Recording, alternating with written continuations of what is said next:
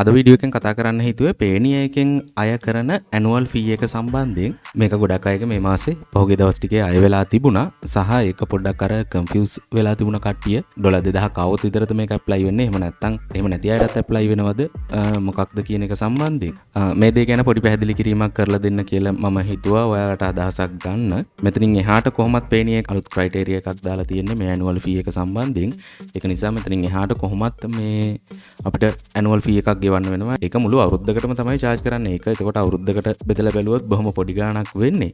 නමුත් දැන් මේ වෙලා තියෙන එක මොකක්ද කියන එක ගොඩක් අයට තේරුනේ නැති නිසා තමයි මම ඒක මේ පැහැදිලි කරලා දෙන්න කියලා හිතුවේ. හැමෝටම මේ වගේ මේල් එකක් ඇවිල්ලා ඇති. මේකෙන් කියන්නේ 2023 මැයි 18 වෙනිදා ඉඳලා $2000කට වැඩිය හෝ $2000ට ආසන්න amount එකක් ඔයාට ඇවිල්ලා නැත්නම් ඒ පහුගිය මාස 12ට ඔයාගෙන් මේ annual fee එක විදියට 29.95ක් charge කරනවා කියලා තියෙන්නේ. ඊට පස්සේ යටින් කියලා තියෙනවා 2022 මැයි 18 වෙනිදා ඉඳලා 2023 මැයි 18 වෙනිදා වෙන අවුරුද්දට account fee එක.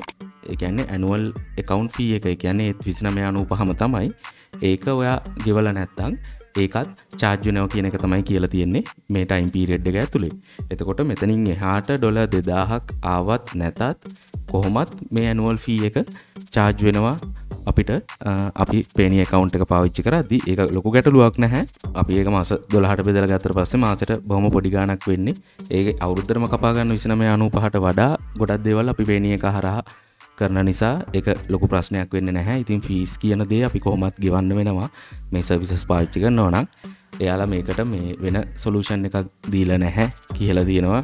You can close your account for free by contact us කියලා දාලා තියෙන්නේ. මෙතනින් එහාට කරන්න දෙයක් නැහැ. අපි කොහොමත් මේක charge කරනවා. ඔයාට කැමති නම් account එක close කරලා දාන්න පුළුවන් කියන එක තමයි යාලා කියලා තියෙන්නේ. ඇත්තටම පොඩියට කරන් යන කෙනෙක්ට ටිකක් අමාරුයි තමයි.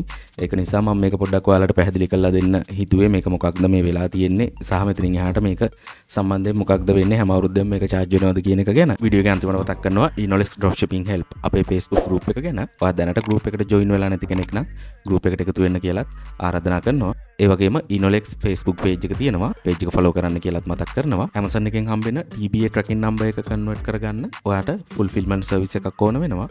ඒ fulfillment service එකේ ඉඳලා එතනින් එහාට ඔයාට අවශ්‍ය වෙන හැම service එකක්ම Enolex හරහා ලබා ගැනීමේ පහසුකම තියෙනවා කියලාත් ඔයාලට මතක් කරනවා. හැමෝටම selling වැඩි වෙන සුබ දවසක් ප්‍රාර්ථනා කරනවා වගේම අපි අලුත් වීඩියෝ එකකින් නැවත හම්බ වෙමු. හැමෝටම ජය.